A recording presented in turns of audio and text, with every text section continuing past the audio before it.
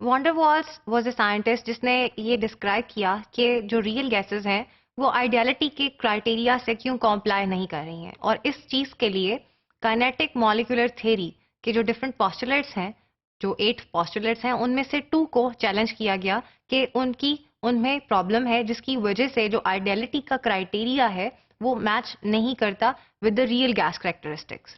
सही, अब वो कौन से 2 पॉस्टुलेट हैं जिनको चैलेंज किया गया? First was molecule of the gases do not attract each other, के गैस के मॉलिक्यूल इतने एक दूसरे से दूर होते हैं और उनके दरमियान कोई अट्रैक्टिव फोर्सेस होती ही नहीं है। Secondly, actual volume of the molecules is negligible as compare to the volume occupied by the gaseous state. हम कहते हैं कि गैस जो है उसके मॉलिक्यूल्स बहुत फास्ट मोशन करते हैं और एक दूसरे से बहुत ज्यादा डिस्टेंट अपार्ट होते हैं। तो जब भी कभी हम गैस का वॉल्यूम मेजर करना चाहते हैं तो हम हमेशा उसको कंपेयर करते हैं with the volume of the container, क्योंकि गैस उतना ही वॉल्यूम ऑक्यूपाई कर लेती है जितना उसको अवेलेबल हो। अब ये 2 पॉस्टुलेट, इसको किस तरह से चैलेंज किया गया और इसको सामने रखते हुए इसमें कौन सी ऐसी करेक्शंस की गई जिससे हमने जनरल गैस इक्वेशन को मॉडिफाई किया कि वो रियल गैसेस के लिए कॉम्प्लाई कर सके, उसको स्पेस दे सके। तो इन चेंजेस की बिना पे जो हमें इक्वेशन अवेलेबल हुई उसको हम वैंडर वाल्स इक्वेशन कहते हैं। जनरल गैस इक्वेशन में 2 करेक्शंस की गई, pressure correction and volume correction, keeping in mind the 2 postulates of the kinetic molecular theory which were wrong. सबसे पहले वॉल्यूम करेक्शन, जैसा कि कहा गया कि जो गैस के मॉलिक्यूल्स हैं उनका अपना कोई वॉल्यूम नहीं है या बहुत नेग्लिजिबल वॉल्यूम है। This was said to be wrong, क्योंकि जो गैस के मॉलिक्यूल्स हैं जब हाईली कॉम्प्रेस्ड स्टेट में हम उनको ऑब्जर्व करते हैं दे कम क्लोजर और उनका एक डेफिनेट वॉल्यूम है। ठीक है, अब हम जब भी मॉलिक्यूल्स जो गैस के हैं वो पास आएंगे before the liquefaction, they are not इतने ज्यादा कॉम्प्रेस नहीं किए कि वो लिक्विफाई हो जाए, they are still in the gaseous state. लेकिन जब इस गैसियस स्टेट में है एक डेफिनेट वॉल्यूम है उनका। ठीक है, जैसे कि इस फिगर में दिखाया गया, जब प्रेशर डिक्रीज करें तो मॉलिक्यूल्स कैसे कन्वर्ज होकर एक दूसरे के पास आ गए। लेकिन अगर एक फिक्स्ड उस प्रेशर से मजीद प्रेशर कम करें, मजीद कंप्रेस किया जाए इस सिस्टम को, तो गैस मॉलिक्यूल्स जो हैं उस प्रेशर को रिपेल करेंगे, दे विल नॉट जो है ना वो और ज्यादा कंप्रेस नहीं होने देंगे। मींस कि गैस उस वेसल में कुछ तो ऐसा है, ठीक है, जो कि वो प्रेशर को जीरो नहीं होने दे रहा उसमें। ठीक है, देयर इज सर्टेन वॉल्यूम जो कि गैस मॉलिक्यूल्स ऑक्यूपाई कर रहे हैं। ठीक, ये जो गैस मॉलिक्यूल्स का वॉल्यूम है उसको नेग्लिजिबल नहीं कहा जा सकता, देयर इज अ वॉल्यूम। सो इसकी किस तरीके से इस वॉल्यूम को कंसिडर करते हुए हमने करेक्शन की, V free is equals to V vessel minus B। अब ये एक इक्वेशन है, ठीक है, जो कि सजेस्ट करती है कि जो हम कहते हैं कि गैस उतना ही वॉल्यूम ऑक्यूपाई करेगी जितना अवेलेबल होगा। तो अगर एक गैस सिस्टम है, वेसल में एक गैस है, तो उसमें से अगर हमें माइनस करना है पहले वो वॉल्यूम जो गैस के मॉलिक्यूल्स ऑक्यूपाई करते हैं। अगर हम गैस के मॉलिक्यूल्स का जो वॉल्यूम है, एक्सक्लूडेड वॉल्यूम उसको बोलें और उसको B से रिप्रेजेंट करें, एज इक्वेशन में B से रिप्रेजेंट किया गया, ये एक्सक्लूडेड वॉल्यूम है, वो ये 1 मोल ऑफ द जो गैस है उसका वॉल्यूम है, उसके मॉलिक्यूल्स का वॉल्यूम है। ठीक है, तो वेसल का जो वॉल्यूम है उसमें से वो पोर्शन जो कि गैस के molecule under highly compress state occupy करेंगे उसको माइनस कर दें, तो हमारे पास वो अवेलेबल स्पेस आ जाएगी जिसमें मॉलिक्यूल्स फ्रीली मूव कर सकते हैं। ठीक है, तो इसी तरीके से अगर, लेकिन जो एक्सक्लूडेड वॉल्यूम है, एक्सक्लूडेड वॉल्यूम ये size of the gaseous atoms पर डिपेंड करता है। जो बिगर साइज के एटम्स हैं डेफिनेटली वो ज्यादा वॉल्यूम ऑक्यूपाई करेंगे। लेकिन एक चीज देखी गई कि जो एक्चुअल साइज था मॉलिक्यूल्स का, मतलब मॉलिक्यूल्स अगर 1 मोल गैशियस मॉलिक्यूल्स को उनका एक फिक्स साइज है ना हर एटम का, तो 1 मोल में जितने एटम्स आते हैं उसको देखा जाए कि वो कितना वॉल्यूम ऑक्यूपाई करेंगे, तो वो 1 मोल जो गैस है उसका एक्चुअल वॉल्यूम जो है वो बिल्कुल भी इक्वल नहीं है एक्सक्लूडेड वॉल्यूम के। इनफैक्ट जो एक्चुअल वॉल्यूम है उसका 4 टाइम्स है ये एक्सक्लूडेड वॉल्यूम। व्हाई? मतलब हमने जो कंसिडर किया कि वो कंप्रेस्ड स्टेट में वो वॉल्यूम जो गैस के मॉलिक्यूल्स ऑक्यूपाई कर रहे हैं that is 4 times the actual volume of the 1 mole of gas molecules. ठीक है, तो ये जो गैस 4 टाइम्स, व्हाई 4 टाइम्स, क्यों? देखिए, गैशियस स्टेट में रहेगा और हर जो मॉलिक्यूल है उसको एक फ्री स्पेस चाहिए जिसमें वो मूव अबाउट कर सके। ठीक है, तो वो अपने वॉल्यूम से 4 डायरेक्शन में, जहां पे वो मूव कर रहा है, जहां उसकी फोर्स है, जिसमें वो दूसरे किसी मॉलिक्यूल को इनकॉर्पोरेट नहीं करने दे रहा, ठीक है, वो उसका एक जो एरिया है वो उसको हम वो 4 टाइम्स है, यानी कि हियर इज अ मॉलिक्यूल और ये अपने 4 इस एक स्पेस में, ये इसका Vm, ये this was the actual molecule, actual volume Vm है, ठीक है, और Vm into 4 is actually the excluded volume, मतलब कितना वॉल्यूम हमने वेजल के वॉल्यूम में से माइनस करना है, वो है 4 times of the actual volume. Molecules जो उनका 1 मोल में जितने मॉलिक्यूल्स आएंगे वो एक्चुअल में कितना ऑक्यूपाई करते हैं अंडर हाईली कॉम्प्रेस्ड स्टेट, हम उसको ऑब्जर्व नहीं कर सकते, क्योंकि इतने ज्यादा क्लोजर आने से लिक्विफेक्शन हो जाएगी, इतनी इंटरमॉलिक्यूलर फोर्स जो है ना वो डेवलप हो जाएंगी, लेकिन वी स्टिल वांट कि हम उनके गैशियस स्टेट में ही उनका वॉल्यूम ऑब्जर्व करें, तो इसलिए B is said to be 4 times Vm, ठीक है, एक्चुअल वॉल्यूम्स का 4 टाइम्स है, ठीक है, ये एक्सक्लूडेड वॉल्यूम। नेक्स्ट देखते हैं कि प्रेशर करेक्शन क्या है।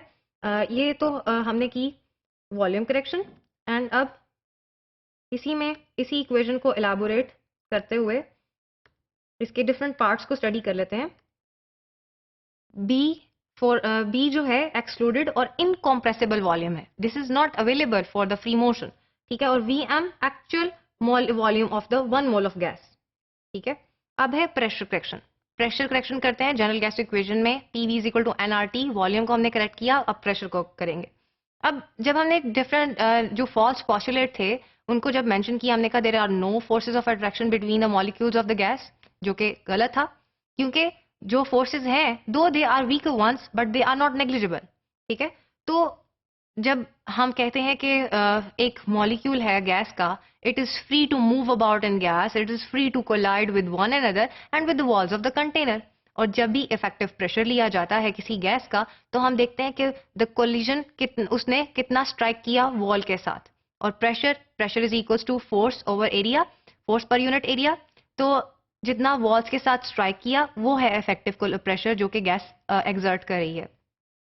अब चूंकि हम कह रहे हैं कि दैट गैस के मॉलिक्यूल्स दो they are farther apart but they have a certain pull toward each other, एक इंटरेक्टिंग एक इंटरमॉलिक्यूलर फोर्स है उनके दरमियान में, जो कि उनको जो है वो स्ट्राइक करने से रोक रही है। फॉर एग्जांपल हर मॉलिक्यूल की एक टेंडेंसी है, एक कैपेबिलिटी है, और कि वो वॉल से स्ट्राइक कर सकता है, but by the time it moves toward the wall of the vessel to strike, उसका जो इम्पैक्ट है जिससे वो फोर्स स्ट्राइक करेगा वॉल ऑफ द वेसल को, वो कम हो जाता है, क्योंकि उसको एक इंटरनल फोर्स है जो पुल कर रही है अपनी तरफ, ठीक है। जैसे कि ये एक केस है, वॉल की तरफ एक मॉलिक्यूल जा रहा है, ठीक है, और उसको 3 डायमेंशन जो उसके डिफरेंट अतराफ में जो डिफरेंट गैशियस मॉलिक्यूल्स हैं वो उसे अपनी तरफ अट्रैक्ट कर रहे हैं, उसे रोक रहे हैं, ठीक है, कि वो जाके स्ट्राइक करे वॉल के साथ, जिसकी वजह से वो फोर्स जिससे उसने स्ट्राइक करना था, जो प्रेशर उसने वॉल के ऊपर जाके बिल्ड करना था मॉलिक्यूल ने, वो लेजर हो गया है, ठीक है, क्योंकि एक एट्रैक्टिव फोर्सेस थी गैस के अंदर जो उसे पुल कर रही थी अंदर वाली साइड पे। तो वो कितना प्रेशर कम हुआ है, वो लेजेंड प्रेशर क्या है, उसको कैसे मेजर किया जा सकता है, उसके लिए इक्वेशन है P is equals to PI minus P dash. What are these things? जो P है, P इज ऑब्जर्व्ड प्रेशर, जितना प्रेशर हमने ऑब्जर्व किया एक गैस के सिस्टम में। PI इज एक्चुअल प्रेशर और इफेक्टिव काइनेटिक प्रेशर, ठीक है, जितना होना चाहिए था एक्चुअल में, रियल आइडियल कंडीशन में। और P डैश जो है वो दैट इज लेजेंड प्रेशर, वो प्रेशर जो कि कम हो गया due to the attractive forces, ठीक है। अब जो P डैश है, legend pressure, it has a direct relation, it has an inverse relation with the volume. देखिए वॉल्यूम जितना ज्यादा अवेलेबल होगा, गैस के मॉलिक्यूल्स उतना ही ज्यादा एक दूसरे से डिस्टेंट अपार्ट हो जाएंगे, जितना ज्यादा एक दूसरे से डिस्टेंट अपार्ट हो जाएंगे उनकी इंटरमॉलिक्यूलर फोर्सेस वीक हो जाएंगी, ठीक है, और लेजेंड प्रेशर कम हो जाएगा। तो ये एक हो गया रिलेशनशिप विद वॉल्यूम। तो जब हम डायरेक्ट प्रोपोर्शन का साइन खत्म करेंगे, of course we have to place some kind of constant, तो that constant is A, P dash is equals to A over V square, ठीक है। A is said to be the coefficient of attraction. अब इसको हम एक जो है system में ऑब्जर्व करते हैं। We have a system here, low pressure पे और हाई प्रेशर पे। आप देखें लो प्रेशर पे जो है वो इसका सम मॉलिक्यूल्स जो है सराउंडिंग में है जो कि इन्फ्लुएंस कर रहे हैं एक गैस के कोलिजन को, लेकिन जब हाईली कॉम्प्रेस्ड स्टेट में बात की जाती है तो मॉलिक्यूल्स पास आ जाते हैं एक दूसरे के। ठीक है, जब पास आ जाते हैं तो ज्यादा अट्रैक्शन फोर्सेस होंगी, वो उतना ही ज्यादा कम कर देंगे प्रेशर को जो कि बिल्ड करा था एक मॉलिक्यूल वॉल के ऊपर। ठीक है, अब जो पी डैश है दैट लेसेंट प्रेशर इज, अगर हम एक सिस्टम में बात करें तो दो टाइप के मॉलिक्यूल्स हैं। फॉर एग्जांपल एक वो मॉलिक्यूल है जो कि जाके कोलाइड कर रहा है with the wall of the container, and second type of the molecule वो मॉलिक्यूल्स हैं जो उसको रोक रहे हैं स्ट्राइक करने से, उसको अपनी तरफ पुल कर रहे हैं। So A type is striking the wall and B type is hindering the type A to from striking the wall of the container. ठीक है, तो जो कि पी है, P dash lessened pressure, it is directly proportional toward the concentration of both type of elements, both type of molecules. Concentration जो होती है उसको number of molecules per unit volume लिया जाता है, N over V, number of molecules per volume per unit volume। ठीक है, दोनों जो टाइप्स के मॉलिक्यूल हैं उनको कंसिडर करेंगे, n square over v। For example हम 1 मोल ऑफ द गैस के लिए बात कर रहे थे, क्वांटिटी हमने फिक्स कर दी कि 1 मोल अवेलेबल है, दोनों तरह की जो गैस मॉलिक्यूल्स हैं उनका 1 मोल अवेलेबल है, तो n तो हो गया 1 के इक्वल। So what we are left with, p dash is inversely proportional to v square. और जब प्रोपोर्शनैलिटी का साइन खत्म करेंगे we have to place in a constant which is coefficient of attraction, p dash is equals to a over n square over v square. Next बात करते हैं, अब ये जो प्रेशर करेक्शन लेसेंट प्रेशर है इसकी वैल्यू आ गई कि कितना ज्यादा कम हो रहा है प्रेशर। ठीक है, तो अगर हम लेसेंट प्रेशर की जो वैल्यू हमने डिड्यूस की है पी डैश की which is a over v square, ठीक है, तो इसको इनकॉर्पोरेट कर दें। हमने जो फर्स्ट इक्वेशन जो कंसिडर की थी, ठीक है, जिसमें हमने कहा था कि आइडियल प्रेशर जो है वो इक्वल है observed pressure plus lessened pressure के। ठीक है, तो उसमें हमारे पास जो वैल्यू आएगी P I is equals to P plus A over V square. ठीक है, ideal pressure is equals to observed pressure plus lessened pressure. ठीक है, ये होना चाहिए था वॉल्यूम। अगर हमने जो वैल्यूज करेक्ट की हैं प्रेशर की और वॉल्यूम की, उसको हम इनकॉर्पोरेट कर दें into the structure, into general gas equation P V over is equals to N R T, तो उसका जो बनेगा हमारे पास जो न्यू एक्सप्रेशन रिड्यूस होगा जिसको हम वैंडरवाल्स इक्वेशन भी बोलते हैं, दैट वुड बी P की जगह आएगा P plus A over V square, P V की volume correction V minus B। ठीक है, ये प्रेशर करेक्शन है, ये volume correction, and NRT factor remains the same. अब बात करते हैं हमने जो प्रेशर करेक्शन या वॉल्यूम करेक्शन की और इसको वैंडर वाल्स इक्वेशन कह दिया, van der Waals equation of the real gases. इसमें हमने दो कांस्टेंट्स पढ़े हैं। एक जब वॉल्यूम करेक्शन की तो हमने बी को लिया which is excluded volume, and A जब प्रेशर करेक्शन की तो एक कांस्टेंट लिया ए जिसको डिनोट किया, and that is said to be the coefficient of attraction. ठीक है, इनके यूनिट्स बहुत इंपॉर्टेंट, इनके यूनिट्स मेजर कर लेते हैं क्योंकि whenever we are dealing with the gas we have to measure, हमें उसके दोनों कांस्टेंट्स की वैल्यूज पता होनी चाहिए या डिड्यूस करनी है, तो हम किस तरह से करेंगे, उनके कौन से यूनिट्स में उनको मेजर करेंगे। तो सिंपली जो भी इसका फॉर्मूला था P dash is equal to A n square और V स्क्वायर, उसमें उनकी वैल्यूज प्लेस करेंगे। प्रेशर को एटमॉस्फेयर में मेजर किया जाता है, और वॉल्यूम जो है ना लीटर्स में या डेसीमीटर जो है ना DM क्यूब से लिया जाता है, क्योंकि स्क्वायर वैल्यू है तो ये 6 हो जाएगा, DM 6 हो जाएगा, DM क्यूब था, वैल्यू डबल हो गई है कोएफिशिएंट की, और इस तरह से पर मोल स्क्वायर। और अगर SI यूनिट्स में कन्वर्ट किया जाए, you can do this practice by yourself. SI units में simply you know that pressure is measured in newton per metre square, और जो वॉल्यूम है उसको मीटर क्यूब में मेजर करते हैं। So you have to replace the atmosphere with the newton per metre square and decimetre with metre cubes. तो जो हमारे पास SI यूनिट्स में जो कोएफिशिएंट ऑफ अट्रैक्शन है A, उसके यूनिट्स आ जाएंगे NM प्लस 4 पर मोल्स माइनस 2। ठीक है, ये हो गए units of coefficient of attraction. इसी तरह से बात करेंगे एक्सक्लूडेड और इनकॉम्प्रेसिबल वॉल्यूम।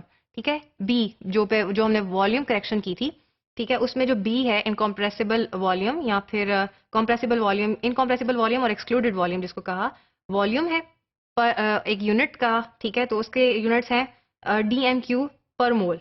और अगर SI यूनिट्स में लिया जाए, सिंपली आप लीटर्स को या DM क्यूब को मीटर क्यूब्स में जाहिर करें, डेसीमीटर क्यूब से हम मीटर क्यूब्स में आ जाएंगे, तो that will give us the SI unit of excluded volume.